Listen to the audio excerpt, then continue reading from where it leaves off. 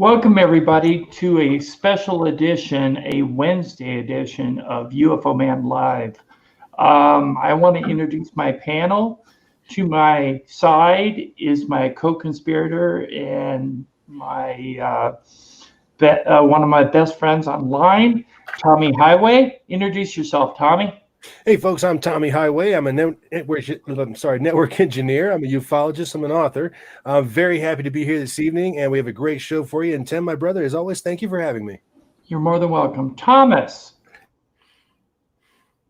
introduce yourself.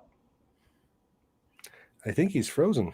I guess we'll have to introduce Thomas later. Thomas FESSLER is a ufologist and another person on my channel, but he looks to be frozen at this point. Tonight we're going to be discussing the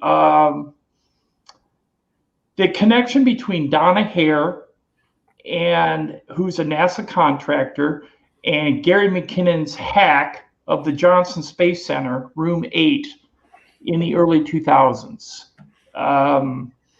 We're also going to possibly look into the subject of UFOs tampering with nuclear airstrike battalions in the Dakotas and elsewhere, if we have time. We're also going to have a UFO video review so we can check out some new sightings, because it seems lately like sightings are ramping up.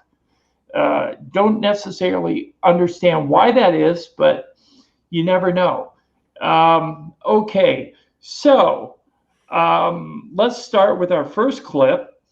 It's Donna Hare. It's her testimony.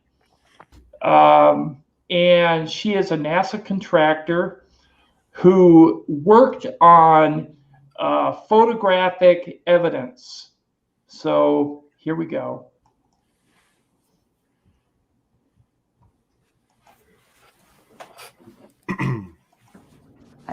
During the 70s and 71, I worked in the Building 8 of NASA for a contractor, Local Ford.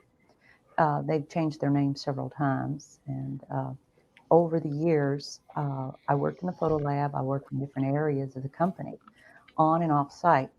During the 70s, I don't know the exact date, but I walked into the photo lab, one of the restricted areas. I did have a secret clearance, which I was not aware at the time. There were clearances higher than I had. Because those clearances are supposed to be kept secret, that you have them. So I didn't know. I thought I had the top clearance. I walked into a restricted area, which was not my company. It was the NASA Photo Lab. And there they developed the film from the moon and satellite pictures. That particular day, I walked into the photo lab in the restricted area, and this was between missions. One of the gentlemen I had been friends with, and I still talk to occasionally, he pointed my attention to one area of this mosaic. It was one panel of a mosaic, which are several panels put together to form a larger picture. And these were I believe they were satellite pictures. I'm not sure. They were aerial, looking down. And I said, this is really interesting. He explained everything. And then with a smile on his face, he said, look over there. And I looked, and in one of the photo panels, I saw a round white dot. And at the time, it was very crisp, very sharp lines on it. And I said to him, what is that? Is that a dot on the emulsion? And then he's grinning, and he says, dots on the emulsion don't leave round shadows on the ground. And there was a round shadow at the right angle, at the correct angle, the sun shining on the trees. I saw pine trees. I didn't see a coastline. I don't know where this was. But I looked at him, and I was pretty startled, because I'd worked out there several years and never seen anything like this, never heard of anything like this. And I said, is this a UFO? And he's smiling at me, and he says, I can't tell you that. I can't tell you that. What I knew he meant was it was, but he couldn't tell me. Yeah. So I said, what are you going to do with this information? And he said, well, we always have to airbrush them out before we sell them to the public. Right. And I was just amazed that they had a protocol in place for getting rid of UFO pictures. So as a precaution, they were put in quarantine for a little while. This particular man was in quarantine with them and was part of their debriefing. He said that a lot of them talked about their experience in seeing these craft follow them. I believe there was 3 on the moon when they landed. And I think that, and this is the best of my memory, that the code word was Santa Claus for these craft. And then some that wanted to talk were threatened. If they talk, they've signed papers not to talk. They would have their retirements taken away. I was just overwhelmed with that piece of information because I started asking questions. Certain people that I would know were key people in the organization. I'd take them away from the site. We'd go to lunch and I'd talk to them. And alone, they would tell me things and then swear if I ever said they said it, they would say I was lying. One gentleman that I knew very well was in quarantine with some of the astronauts. He said just about every one of them has seen things when they went to the moon that were, and in fact, one said that they were there. Craft were on the moon at that time. And this man has disappeared off the face of the earth. I've tried to find him, but I have his name. I've given to Dr. Greer. I'm sure he can find him. But, a lot of the astronauts are told to keep it quiet, and they're good Americans too. I mean, it comes under the guise of national security. That's just something that I feel over the years has been kept quiet. And how it's been kept quiet, I don't know. I have no idea. I asked guards, security guards. I ran into another security guard that was forced to burn a lot of UFO pictures. And he told me, he came into my office one day. This was when I worked at another job. He came into my office and he was very frightened. And he said, Donna, I heard you were interested in this subject. He said, I used to work out there. And one day some soldiers came in the fatigues and had me burn pictures. And he said that he was burning them and he was forced not to look at them. But he was tempted. He looked at one of them and it was a UFO on the ground. Shortly thereafter, he was hit in the head with a gun butt, and he still had a scar on his forehead from that being knocked out because he looked at the picture. Now, this gentleman was terrified. He was scared out of his mind. And he also said that in the picture was a UFO with little bumps on it. It looked like it had just landed. It's very hard to know this. But again, I have talked, the people that know about it. And it's like a little underground. They'll come to me and talk to me in private. And they're afraid. Most of them are very afraid. And I guess I'm not afraid because I wasn't debriefed. There was a point in time I had some people come out and tell me I shouldn't talk about this. They didn't threaten to kill me, but I got the message I shouldn't talk about it. But I'd already talked about it so much it didn't really matter anymore to friends. And people either know it or they don't know it or they're not sure. And like I said in the informal congressional hearing, I really started feeling like this topic was about like sex. Everybody knew about it, but nobody talked about it in the company. And that you knew about it, you would have like a friend. He was so terrified. He looked at me so frightened, like I'm going to tell her, and I wouldn't because he hasn't told her. It would probably put him in jeopardy at this time. And I'm waiting for that to come public whenever there's a congressional hearing where he'd be protected. And he would be one of the ones that would probably not come willingly because he's very frightened. He was so scared that I was going to say something. And I have not. I don't want to hurt anyone. And I trust Dr. Greer. I feel he's done everything he said he would do as far as protection, secrecy of what I give him for now.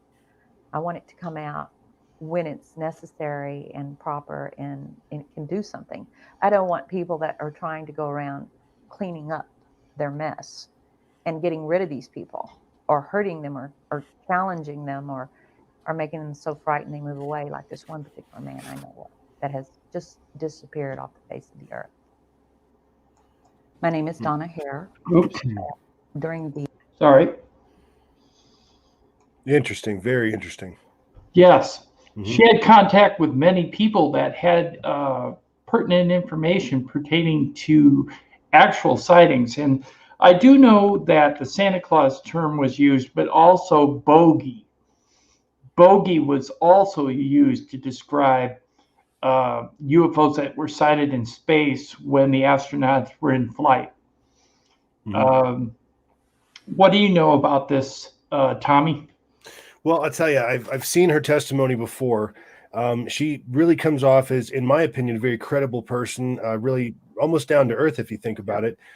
She's matter of fact with information, things like that. She's doing all the things, in my opinion, and I like to think I have an eye for who's telling the truth and who's not, especially in this industry. She comes off like she's really credible. Like, I really believe this person. She tells a wonderful story. She has, like you say, her facts are just matter of fact. And like this, I think that Greer did a great service by actually interviewing her for this, for the Disclosure Project, for sure.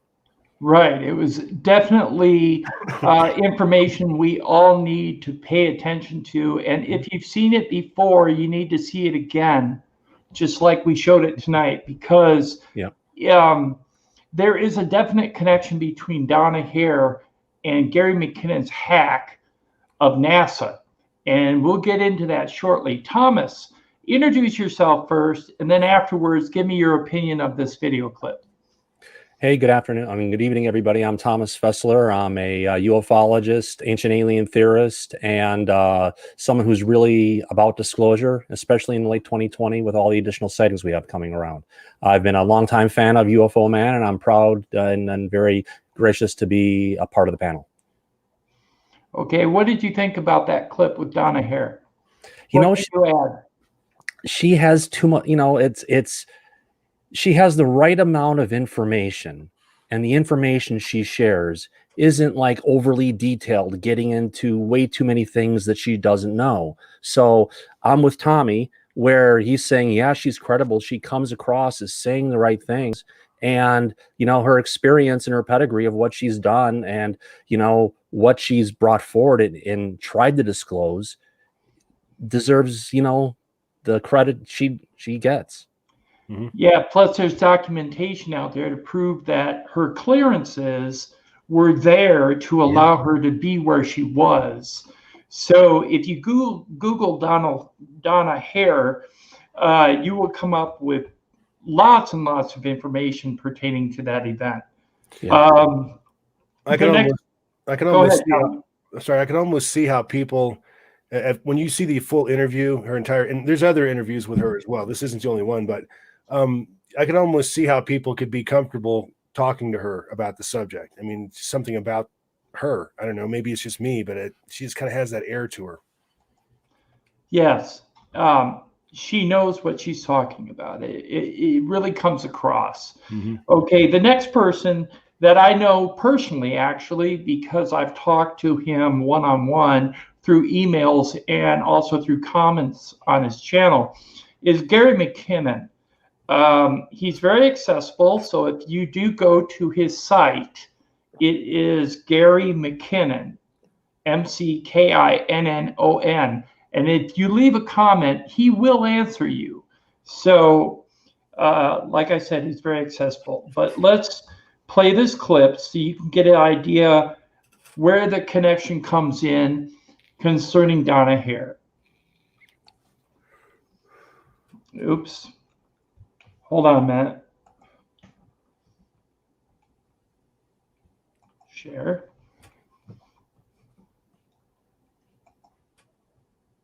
Here we go. Oh, it's that great intro again.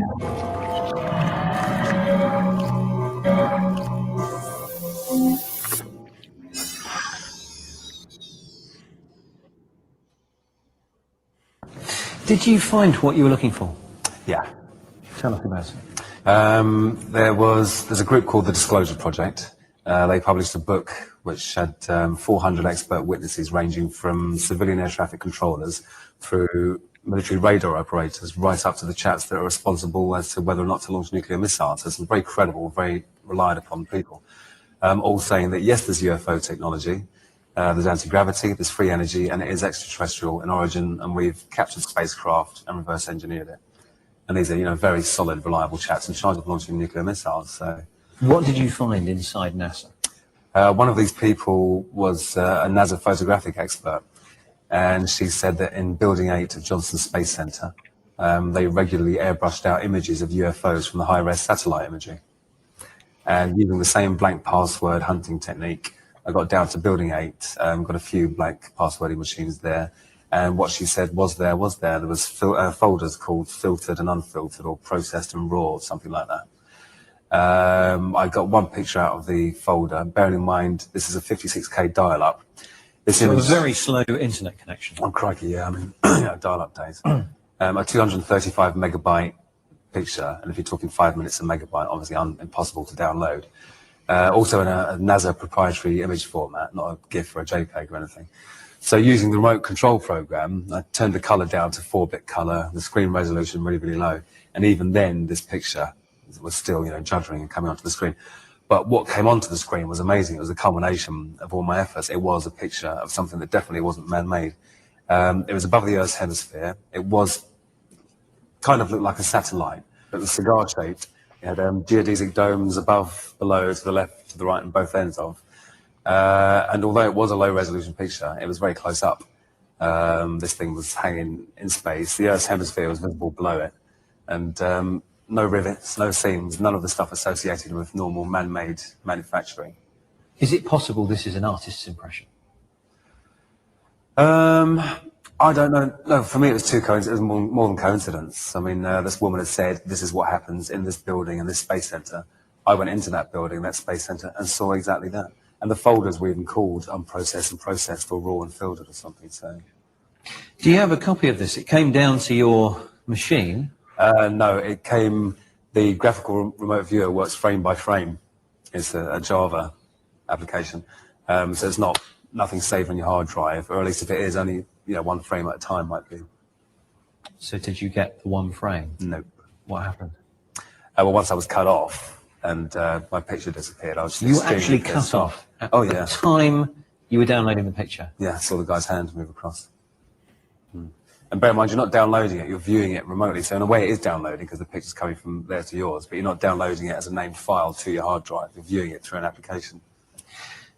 I mean, if I was to go and look for pictures that you've described, I'd make blooming sure that I could record everything that happened on my machine. Is there a way to do that? I think there probably was a screenshot function in Remotely Anywhere, which I didn't use. And I'm sitting there bedazzled, thinking, crikey, this really is looking weirder and weirder the more that comes of it.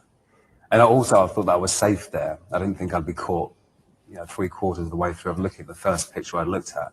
And also I was amazed that it was how she said it would be. So you were cut off while you were looking at this picture. A few months later, you were caught. What happened on that day?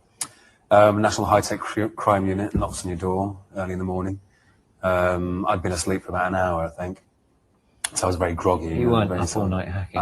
I was, yes. But fortunately for me, they'd been monitoring me for 3 months beforehand and saw that I wasn't doing damage, that I was snooping around. So it was good in a way. Yeah, that was March 2002, and they said, you might get 6 months or so community service.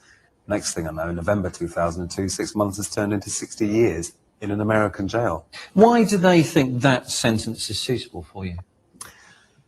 They've written some new cybercrime laws, and when I was following my case and following the changes in legislation and even the minute changes made to the legislation, I'm sure my case heavily affected the new cybercrime laws in America. I think they're peeing their pants. They're incredibly scared that their computer systems are so easy to get into. And so rather than stop the bad practice and increase the security or employ proper IT people instead of training up military personnel, they're trying to scare everyone away from not doing it.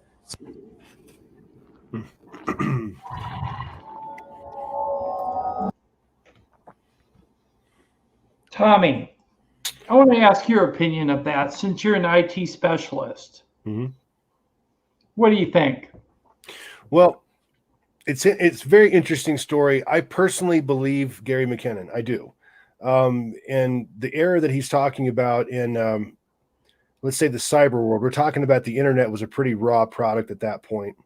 Security was not really a big factor because nobody knew what anybody else could do at that point. I mean, in other words, I guess the governments of the world never really dreamed that there'd be that much hacking going on, especially with that little bit of bandwidth, like a 56K, right? Oh God. Right. Yeah, I mean, it was almost impossible to do, really. But if you had the right protocols and you had the right passwords and things like that, I mean, you could log into any secured system in the world to this day. They would just pick up an answer. Exactly, yeah. And in McKenna, when you look at some of the other stories he talks about, he was actually chatting with one of the personnel in that room or in that building or whatever, and the guy was bragging about his IT skills and things of that nature. So to me, Gary McKinnon, I think at the end of the day, I think he's telling the truth. I think he saw some pretty miraculous things, but I also think what really backs up his credibility is the fact that the United States government wants him really badly. I mean, they want him really badly. You heard 60-year sentence for hacking. Normally, you don't get 60 years for hacking at something. You get like 10 years. That's usually like the standard, for espionage or whatever, about 10 years. 60 years, this guy knows something, and they know it. Although England, where he retreated to, would not extradite him.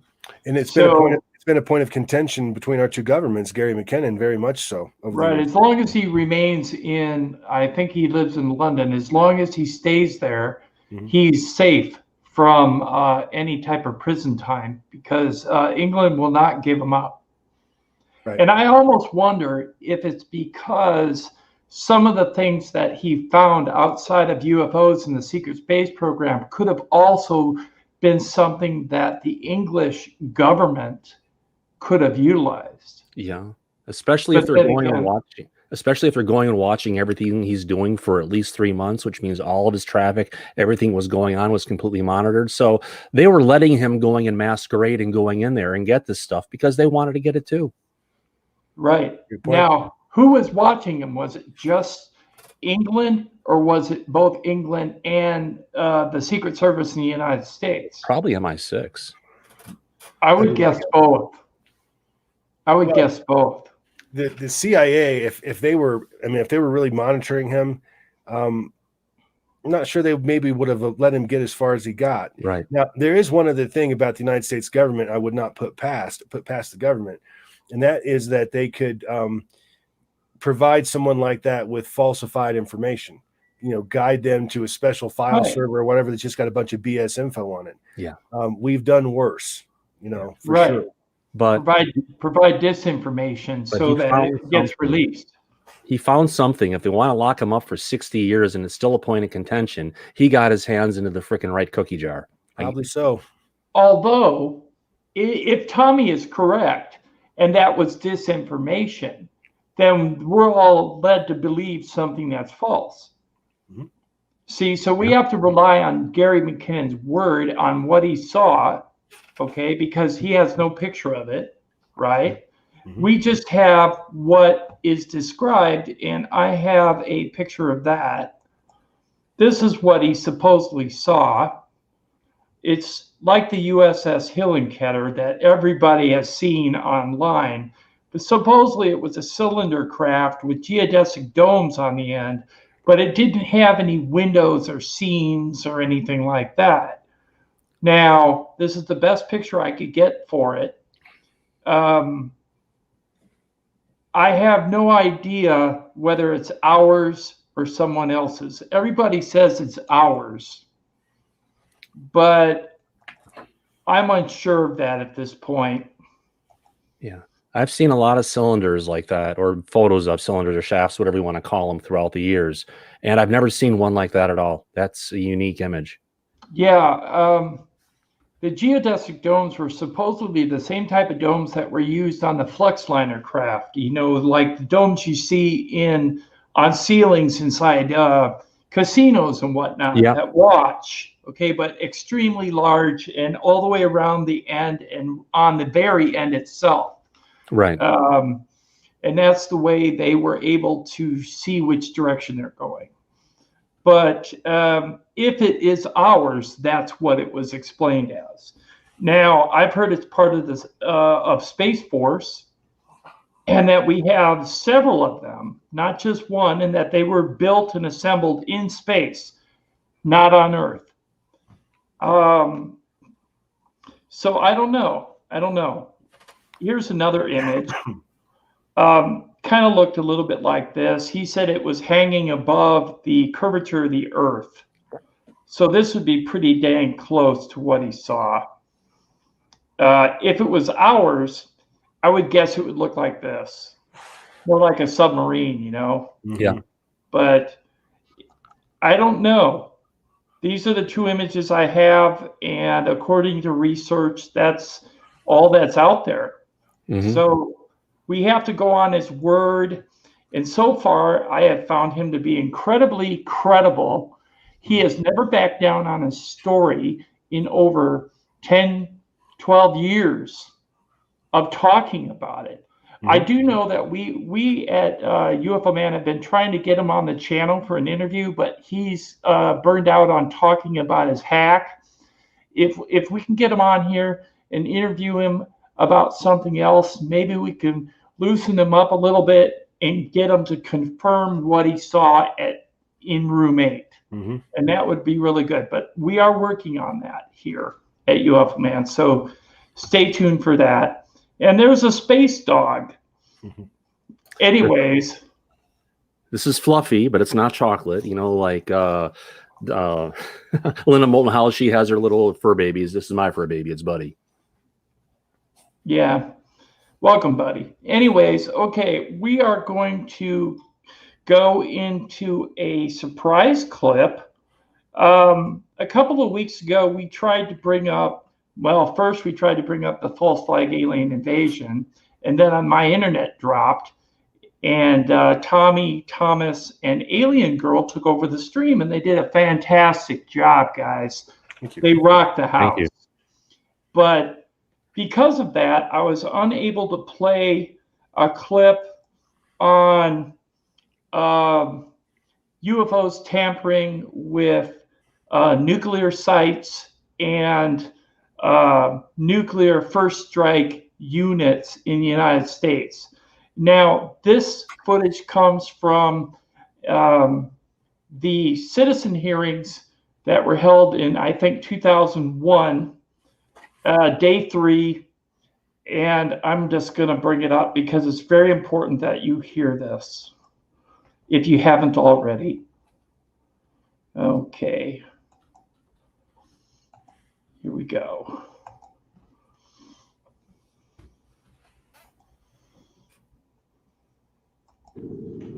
No.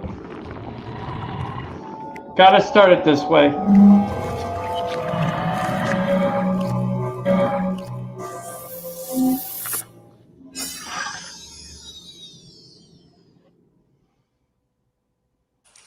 At that time, I was a first lieutenant, U.S. Air Force stationed at Malcolm Air Force Base, Montana. I was trained and assigned duties as a missile launch officer for the Minuteman I intercontinental ballistic missile. I was designated Deputy Missile Combat Crew Commander and part of a 2-man crew. My commander at that time was Lieutenant Frederick Mywell, who's now deceased. We were on duty inside the Oscar Launch Control Center, a concrete capsule located about 60 feet underground. We had operational control over 10 Minuteman nuclear missiles. Each missile operates independently and has its own source of primary and backup power systems. It is important for you to note that the command and control for these missiles was entirely located within the capsule. There was absolutely no means to affect any of the missile systems from outside the capsule. On the evening of March 24th, 1967, while my commander was on a scheduled rest break, I received the first of 2 phone calls from my topside flight security controller, FSC. The first call was to report unidentified lighted objects flying above the facility. Minutes later, the FSC phoned again and reported in a very agitated state that there was a large oval-shaped object hovering above the front gate. It was a red pulsating lighted object, approximately 30 to 40 feet in diameter. The best he could describe it, it was difficult to distinguish a structural part of it on the inside, except it was glowing red pulsating object. He had all the men out there with their weapons drawn. He wanted me to know, or wanted me to tell him what to do next. I, of course, told him something like, make sure nothing comes inside the perimeter fence. As I started to inform my commander, our missiles began to shut down. We lost alert status on all 10 missiles while this object was above our facility. When we queried the fault system, all missiles reported guidance and control system failure. At that time, the FSC reported to me that the object had flown off at high speed. When the security alert team arrived at the affected LS, and I'll read LS meaning launch facilities, they reported seeing the object hovering over those sites. As they approached closer to the object, they lost all communications with the FSC. After speaking to the wing command post, Lieutenant Marwell informed me that the same thing happened at another flight.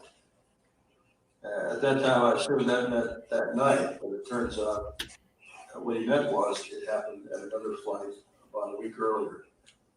He just reported, they reported that the objects were above them, and at that point, the missiles started shutting down. This day, recently, let's say 2010, there was a shutdown of 50 missiles at Francis E. Warren Air Force Base.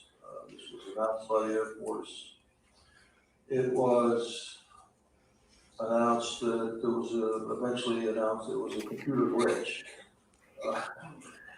Now, I'm very worried about that. I'm not sure I believe that, but we do have witnesses that have come forward, both civilian and Air Force, that said they saw an object in the sky at the time of the shutdowns. This is still being investigated, but these incidents are still going on. These objects know in great detail how our missiles operate. They know ours, but we don't know theirs. That's right, and they can shut down our missiles at any time. They have proven that. They know in great detail how they operate, and so if you release that information to the public, what do you say then about what kind of defense do we have against these things? The greatest thing that's happened is more people have come forward. You heard Bruce Fenstermacher and Mr. Schindel say that as a result of my appearing on public broadcasting programs, they decided to go ahead and come out. So again, if there are others out there that want to come forward and feel they can, deal with this, because there is still a ridicule factor involved, it's going to help this, disclosure eventually. And you had 30 years to reflect on the incidents of what occurred that day. Do you believe that it's an extraterrestrial presence that's causing that? Yes, definitely not of this earth because of the way it flew. I was an aircraft certification engineer for over 22 years. I worked for FAA. I was in the Air Force. The way it flew and the way it was able to shut down the missiles in a very specific way by sending a very specific signal to each of the missiles. Absolutely not. Absolutely not. I don't even imagine that something like that we would have today if it was ours in some way. Otherwise, we wouldn't worry about other people having nuclear weapons. We could just shut them down anytime we wanted to. Divers in the water. The water was very clear. You could see down as much as 200 feet in it. Okay. He's going to talk about something else, but in regards to UFO missiles being shut down, we all know that that is occurring. And since 2010, multiple bases have had the same issue. I was unable to find current footage to show you, but other bases have had the same problem. Malmstrom Air Force Base is one of them. Tommy, do you have anything to say about this clip? Absolutely. I mean, I'll tell you, this has been a known thing for quite some time. In fact, it's happened to the Russians, it's happened to us, it presumably probably happened to the French and British as well. I mean, there have definitely been times where UFOs have interfered with nuclear weapons. Rendlesham Air Force Base, that was apparently a pretty hot spot for UFOs. And there have been sightings there of actual craft shining a beam down into the bunkers where the nuclear warheads are kept. And there's like multiple eyewitness sightings of this. So they've always been very interested in military nuclear technology. Our first nuclear battleship was harassed by UFOs. A bunch of sailors would swear to that. You know, they are interested in, or they're probably afraid for us over our nuclear technology, in my opinion. Thomas. The biggest question I have, and everything he said was on target. The only thing I could throw, a shadow of a doubt out is not from here. These things could be from here. These civilizations could have been here for the last 20,000, 50,000 years, much older than our memory or human history allows us to go back to. They're getting involved in these things. Why? They're here as well, and they don't want the freaking planet to be blown up and destroyed, or they're a benevolent race and they're, here to shepherd overs to a degree. But I think there's some skin in the game for them. And they wouldn't be just doing it out of the, kindness of the heart. That'd be really nice. But I think there's a reason why they want us to stop, because they've got a vested interest in us and in our planet. Agenda. Yeah.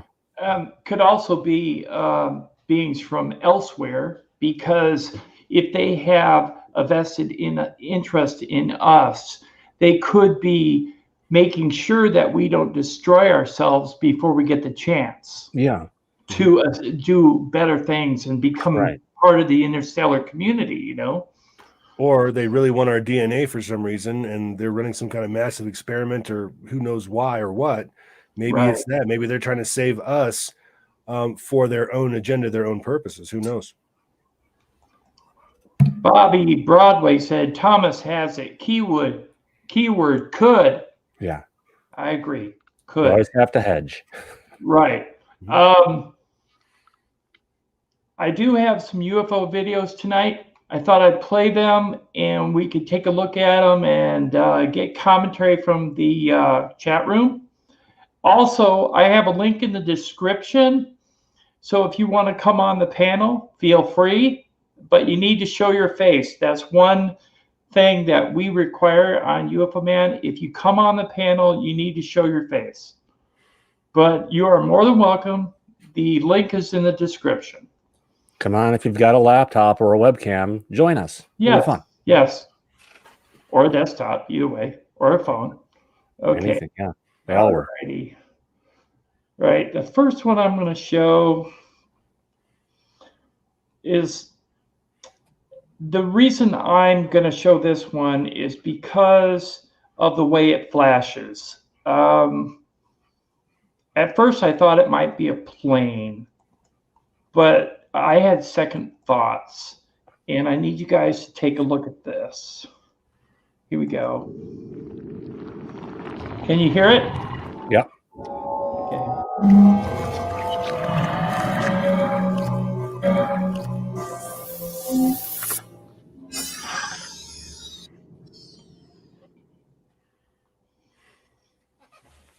Hey guys, it's UFO Man.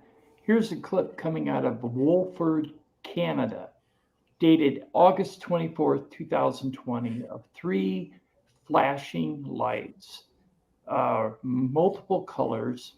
At first I thought it might be an airplane, but from the way it moves and the way it's flashing, I would say definitely not. Most likely a UFO. Let me know what you think down in the comments below. Always watching. Yeah, it looks like, see, it has the 3 lights of a plane, but the way it's flashing bothers me. They also don't have the red and green lights on either side like an aircraft does, the coming and going lights or whatever. Right. It doesn't have the nav lights. Right. It just has the red light. Now here's a close up. That's what it looks like. But I don't know. It's like hard to say what it is. and the way it's flashing, I would.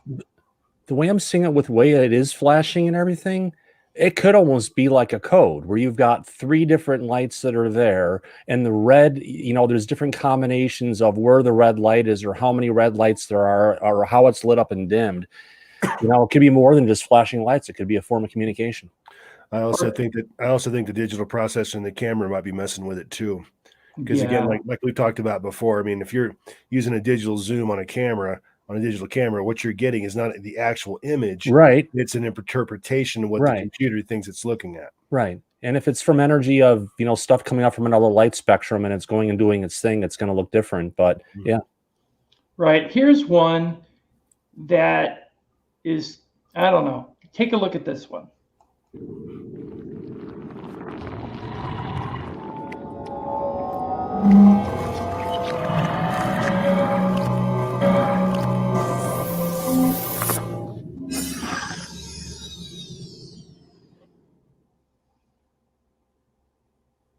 Hey guys, it's UFO Man. Here's a clip coming out of Brazil of what looks to be like a pyramid-shaped object with a red light, a very large red light at the top. There are independent flashing lights. Don't know what this is. Kind of looks like a Christmas tree, but I do know that it's way up in the sky. The original poster said he had to zoom way in to see it. Make an assessment. Let me know what you think down below in the comments. And as always, thank you for watching. Now, I noticed that there are 2 red lights, not just one, after I made that comment. When it zooms in, you'll be able to see the 2 red lights. They are separated. There's a big one on top and one right below it. You can see them individually flashing. Do you see that? Yeah, but the way the red light is going on, it's almost like it's an energy dispersal more than it is just a flashing light. Right. It could be. Yeah. Yeah. What do you think, Tommy? I'd like to know what that is on the top of that doing that. That's interesting. Yeah. We've seen drones do some wild things and that fooled us, but I got to tell you that I don't know. That is something really unique in the sky right there. Right.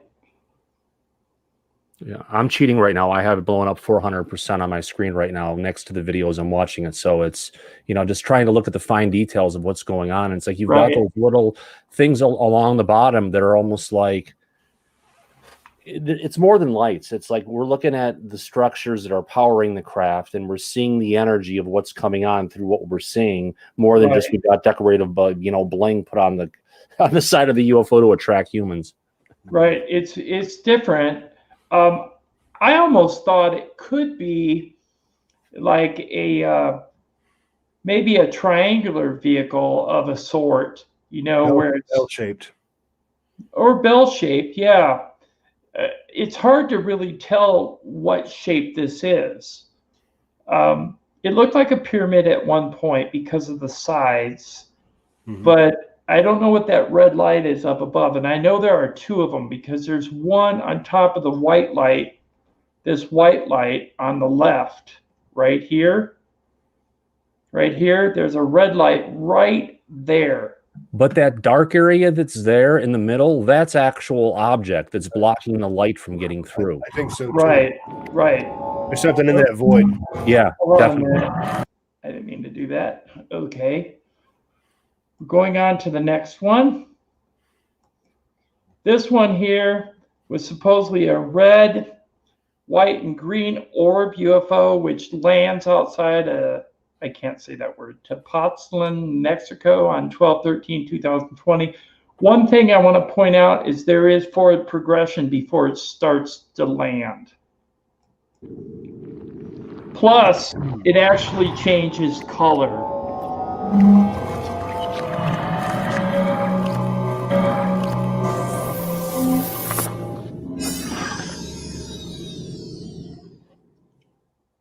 Okay, here we go. Daylight sighting, very rare.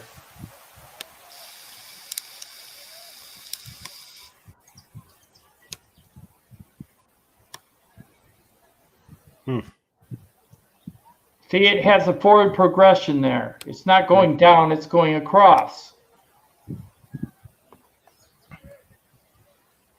It's rotating. And it's changing color. Yes, it is.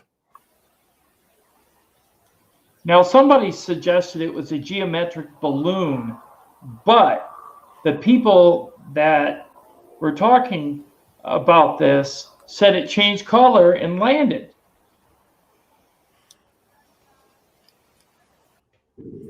Oops, let me go back on this here. It's kind of a fast clip.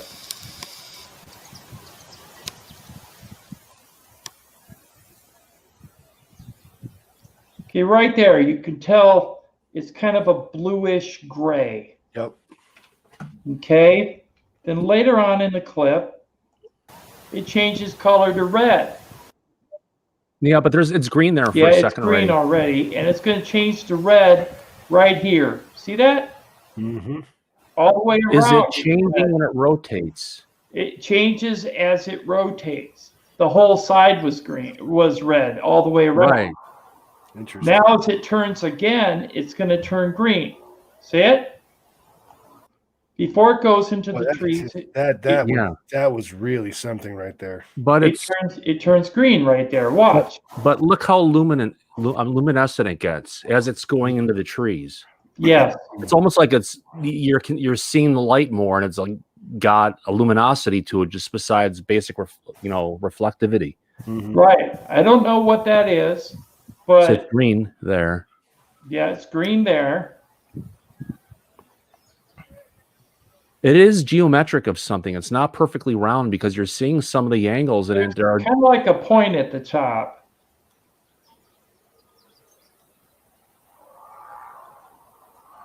People were asking me in the chat below the video, well, why didn't they go over to where the site was, where it landed? Well, the reason was it wasn't accessible to human traffic where it landed. So that's why they couldn't go there. Yeah.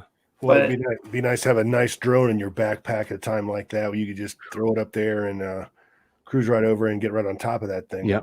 I agree. That would have been a good one. Yes. Yeah. Okay, here we have something a little different. It's hard to see a little bit at first, but it does become visible later in the clip.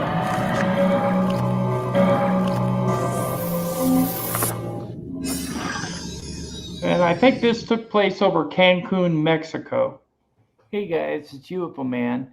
Here's a clip coming out of Cancun, Mexico, of an odd string-like UFO. Take a look at it, make an assessment, let me know what you think. Coming up, I've slowed down the footage and zoomed in a little bit so you can get a better look. Following this slowed down segment, there is a still image where you can take a really good close look, make an assessment, let me know what you think. It's out of frame. As always, it'll come back in frame. There it is.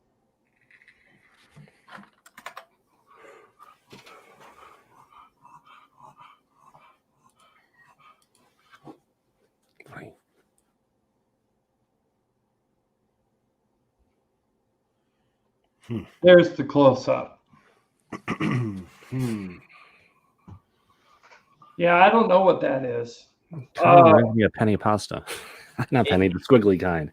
It would be really weird if it was a drone. Yeah. I mean, the shape of it is really weird for a drone. So I kind of rule that out. But yeah, I agree. It's not a structure that's would be known to fly or whatever it is. So it's something that we're not just understanding. Right. It's just odd. Wait a second. Hold on. If you look at the bottom, the right side of the object on the bottom. You talking here? To the left a little bit, where it's getting dark again. Is there something that's obscuring what it's there? Because if you look at the bottom of the ones above it. It looks like a square, you mean? No, the next spike up, that white spike there, like underneath there, it looks like that is attached to something. Yeah, I think the whole thing is attached. One piece. I don't think you see the whole thing. Right. So there's things like where those things are like attaching to, like you'd have like spikes on a lizard or something like that. But there's something else there. We're just not seeing the whole thing. I think you're seeing the lights or the luminescent part of the vehicle. Yeah. I think it's one vehicle. I'm not sure what it is, but I'm going to guess it's one vehicle. And look at the bottom, the very object on the bottom, the last one on the right, where it's purple. You almost see where like it hooks across, and where you have that purple thing going, that's depth. There. So you've got one that's further away, one that's closer on the very bottom one. Yeah. So that little, yeah, that purple thing connects the white thing on the left to the white thing on the right. Right. Well, kind of like up here, it connects right there. So what I'm saying to you is I think all of it's connected. Yeah, it is. Some of it is blacked out. Yeah. So but that just really helps you see the overall depth in the back to say it's like almost like you've got a plane tail on an old plane where you have the two fins on either side of it. And then you've got that thing that connects it. Yeah, I like this. This is cool. I mean, it's something we've never seen before, but. Right. I don't think it's a plane. No. But it is definitely something of interest. And sorry if I talk too much on that one. No, not a problem, man. Yeah. Appreciate your comments. Yeah. Okay, this one. Okay, here we go. This was seen over Hartford, Connecticut on 11/7/2020, and this is a MUFON case.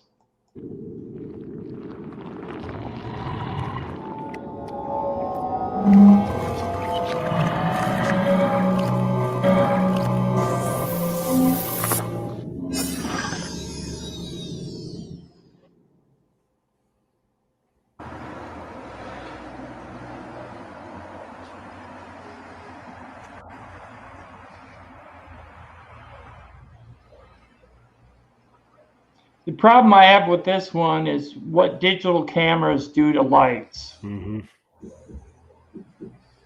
But there are different colors displayed.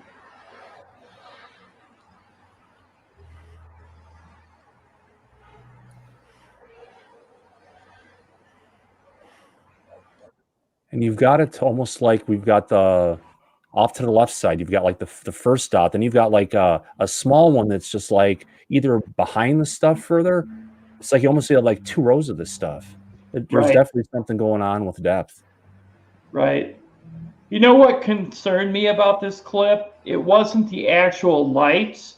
It's how still the camera is. I agree.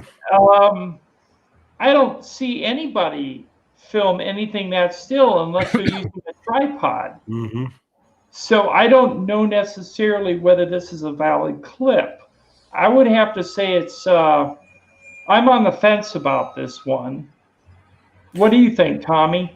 Well, we could be looking at, well, I live in the mountains and Colorado Springs area, and there's they put a lot of stuff on top of those tall mountains, hills and stuff like that. They put a lot of antennas, and you see lights and all kinds of things. And I'm wondering if we're not looking at a plateau or something off in the distance where there's lights on it for whatever reason. I don't know. Are there plateaus in Hartford, Connecticut? No. Yeah, but yeah, I guess it's also taking a look at the city scene down below, right? Right. It showed the city scene. Yeah, here's a close-up. Right, but if you look at the city scene at the bottom, there's absolutely no movement in any of the lights. And it's a straight across cut line going across for like a absolute perfect skyline. Right. So I don't know. This one I'm kind of on the fence about, but I thought I'd put it out there for everyone. Good one to take a look at. On the fence, but yeah. Okay, this one's over Monterey, California. It's a daylight sighting. I want you to take a look at this one. Here we go.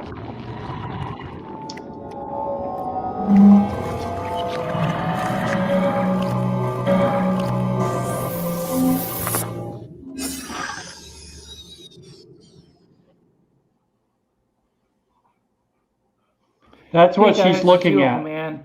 Here's another clip coming out of Monterey and Watsonville, California, from a friend of mine by the name of Linda Miller. She filmed something exiting a cloud and going back into the cloud bank. check it out, make an assessment, let me know what you think. It appears to be elongated, white, with some type of black energy field surrounding it. Take a look. Let me know what you think down below in the comments. That thing is moving. As always, Yes, yes. cylinder. Definitely. I'll The black make shadow we're getting around it, that's from the contrast in the lens when it's trying to go ahead and render it, because there's such a big variance between the two. Oh, God, that was a really good shot for a second. But we're going to slow it down Nice. and enlarge it. Yeah.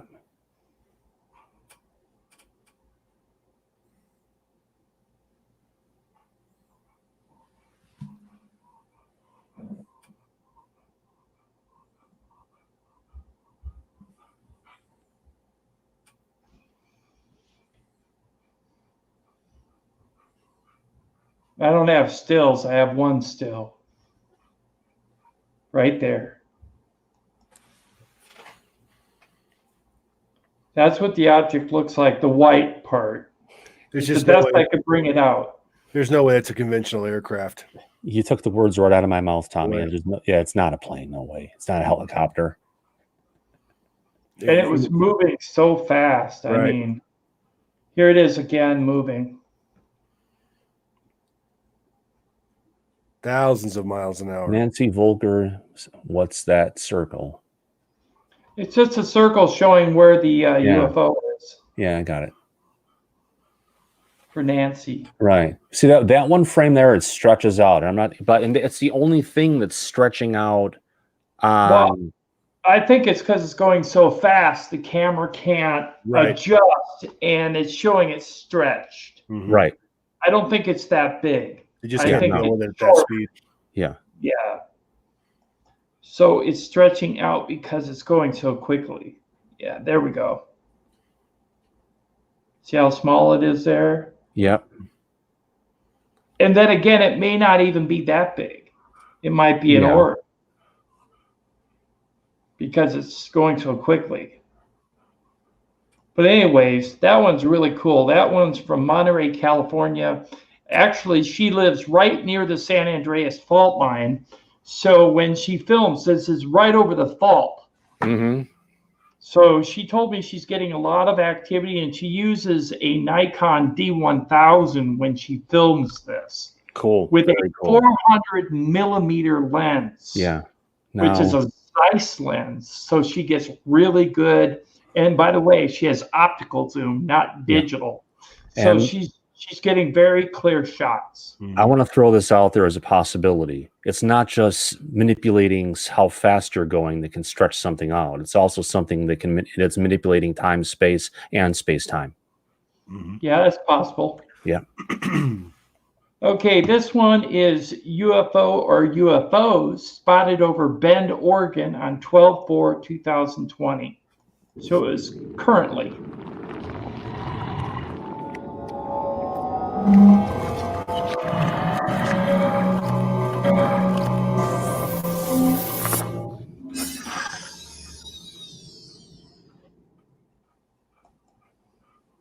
Hey guys, it's UFO Man. Here's a clip of an unknown object spotted over Bend, Oregon on 12/4/2020. Unknown as to what it is, but there are multiple lights. They are flashing on and off. Some are steady. Unknown as to what this object is or if it's a multitude of many objects. Make an assessment. Let me know what you think down below in the comments. And as always, thank you for watching. See, it changes when the lights go off.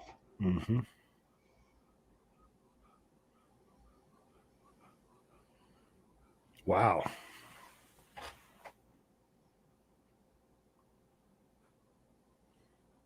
That's how it starts out.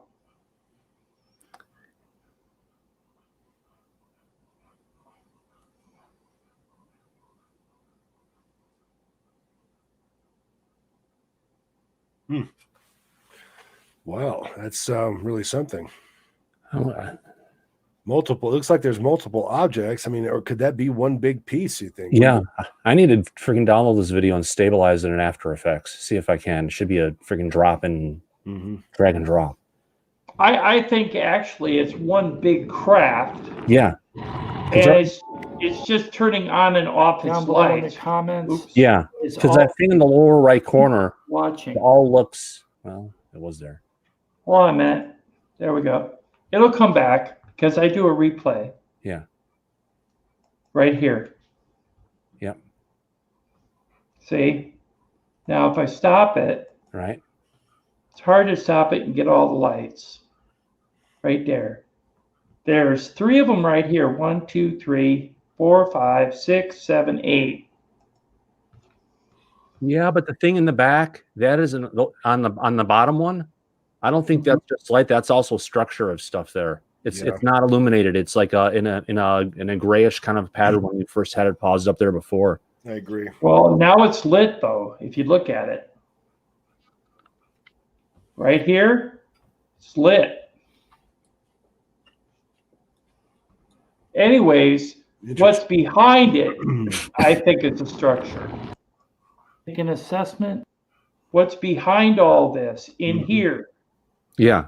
Is a structure of some kind, and it could be even substantially larger than that. And just looking at it from the objects, it looks like, you know, on the bottom right one, you got those 2 big round discs on the side. Those are kind of connected at the same depth. Then you've got that little one at the very bottom. That one is like, if you were to say you've got the front is that, you know, the one that's in the white, you know, what do you call it? The bottom one with the big circle on the bottom. Then you've got the little one that kind of goes behind it. That's almost like you've got like a tube or a cylinder or something that's kind of, well, there to a degree. And I don't know. It's really hard to see anything like tubes or cylinders, but you never know. It could be there. I don't know. Thomas, take a look at it with your filtering systems and get back to me on it, okay? Yeah, absolutely. Okay, we're going to go to the next clip, which is our last UFO video clip, I think. Yes, here we go. Posted this one today. Oops, got to make it bigger.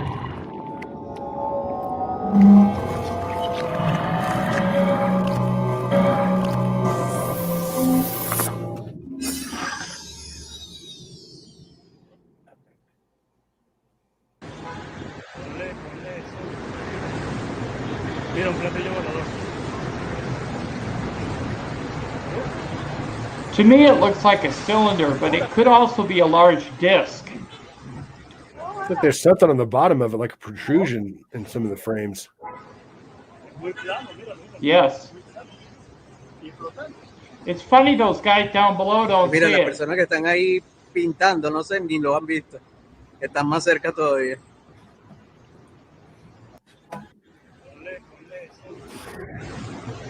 Mira, un platillo volador.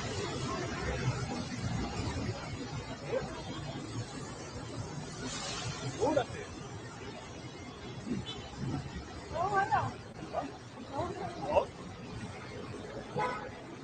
Muy plano, mira, mira. Muy plano. Y flotante.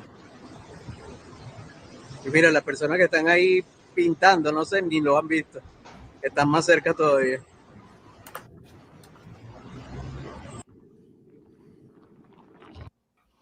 I just thought this one was interesting because it shows kind of a cylindrical shape. Now, what with Space Force being out, could it be one of ours?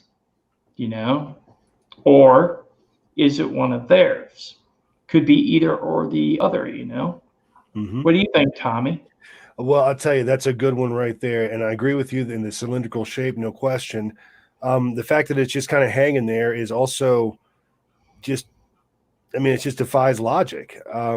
There's something to this one. I think that we're actually looking at something that's exotic technology in this clip. I really do. What do you think, Thomas? It's some kind of cylinder shape. It's something that either that or it just maintains a perfect angle, so you're seeing it's thin. But if you look at the height and relativity to where everyone else is in the picture, it's got to be just a really long, thin craft. Yes, the person I talked to about this video clip said that they thought it might be at least a quarter of a mile long. That was their estimate in length. Now, I don't know how you tell that just by looking in the sky, because that would just be an assumption, in my opinion. But that's what their guesstimate was. Mm-hmm. Yeah. It was quite large. And it's funny that those workers down below didn't look up at it. I almost get the impression by their reaction or their no reaction that they see them so often that they don't look anymore. Could be. Because I know there's a lot of activity down in Mexico and whatnot. So, and Panama City's, I don't know exactly where that is. Do you know, Thomas? No, I don't. Okay, can you Google that, please? Yeah, well, absolutely. 2 seconds. Panama City.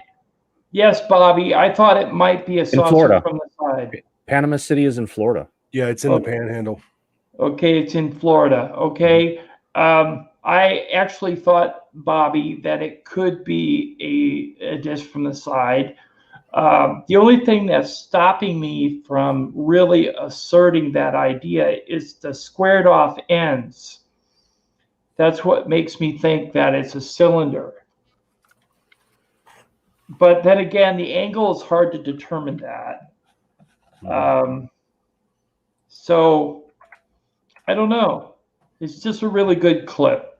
Excellent. Yeah. But I think the squared off ends could also be from low number of pixels of display based on its size. Yeah, it could very well be. It could also be the digital camera kind of dispersing the color on the end of it as well. Yeah. Digital zoom effect. Right. Yeah. Mm-hmm. We hope that everybody enjoyed our UFO video review. We wanted to bring some new content and do a makeup stream for this evening because of YouTube kind of having an issue with my stream on Sunday, or on this last Saturday, actually. We are going to be doing another stream on Saturday night at 8 p.m. Central Time, 9 p.m. Eastern. So if you're around, feel free to join us. I'll put the link again in the description. And if you want to come on the panel, then we can have you up here and you can share your comments and we can have a round table of sorts. That would be really, really interesting and fun for us to do. So we want to thank everybody for coming tonight. This was just intended to be a short stream. Tommy, do you have anything to say? Just want to, as always, thank everybody for coming out. We really appreciate that. Do us a big favor while you're here. Go ahead and subscribe to the channel. That's a big one. I also have my own channel. That's Tommy Highway TV. If politics is your thing, really appreciate a sub over there as well. But again, thanks for coming out, guys. Tim, as always, my brother, thank you for having me. You're welcome. Thomas. Well, I just want to thank everyone for coming out tonight. It's been a great show. We've had a lot of great conversation going in the chat and watching some great stuff from Tim as usual. It's always great content, great conversation, everything goes around with it. I don't have a channel. I am on Twitter. I'm Thomas L. FESSLER at Twitter. It's in the chat, so feel free to follow me. I'm UFOs. Yep, he's pretty in depth and knowledgeable about UFOs. So give him a like over there on Twitter and check him out. Okay, everyone, I want to thank you again for coming and roll credits.